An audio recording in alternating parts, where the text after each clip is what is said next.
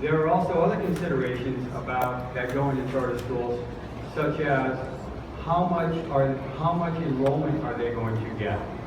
Okay, so for instance, the difference between them having approximately 250 in-district students and them having approximately 120 in-district students might be as much as $1 million every single year.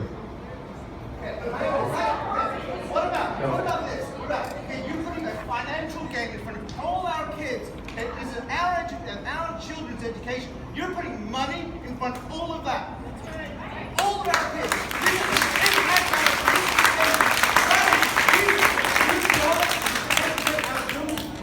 Our kids get the best education. So we say in state education, you're not here to provide a charter school, which is really out there on profit. Charter schools are for-profit schools. Okay, sir, I can't understand what you're saying back there, but I'm telling you that you are putting money in front of our child's education. Sir, the requirement to provide facilities. Then stand up to them. Stand your ground. The requirement to provide facilities to charter schools is there because charter schools are public schools. So those kids coming from that area, you're going to then take the money that goes, would be going to that local public school, is now going to go to that charter school. So what's going to happen to that local public school? Is that going to begin to fail because it doesn't have the money that should be invested in that public school and not the pockets of a Rocketship charter school, which I understand completely what you're saying, and I've spent the last 12 years of my career arguing against charter schools. Then stand up to them. This is set forth by the legislature. There is a favorable education code in favor of charter schools.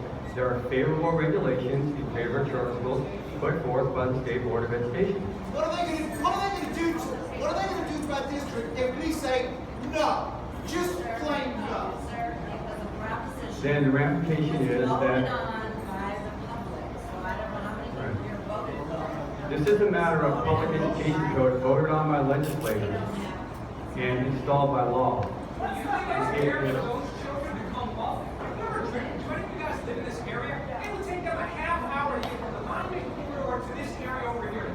What's the impact on them? Let's forget about our kids, right? Let's talk about them. Is that fair to them to have them come all the way out here? It's ridiculous. They already rejected it. I see there are Rocketship some rejected questions that look like they're common to everybody. So I want to try to address some of the questions that look like they're common to everybody. Really quickly, is Glenbrook still housing special education? Do they have a program on site? Yes. They do. So that means that it is a functional operating school, correct? The standards that we would look at, the question here about Glenbrook is the standards we would look at for Glenbrook are not whether or not it can house a special education No, but it program. can operate for sewer, for water, for all the things that it takes to run a school.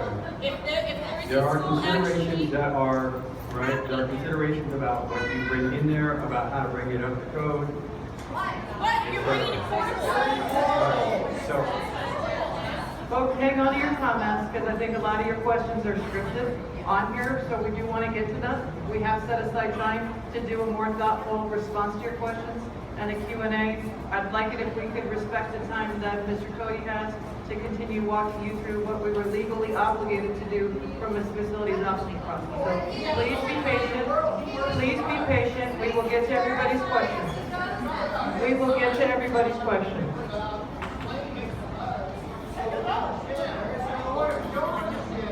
As Ursula requested, if we can hold just the questions for real quick, I just want to bring you guys up to speed on the process that I've done thus far. We can hopefully answer some of those questions that you have based on that, but I want to focus down into what we're currently thinking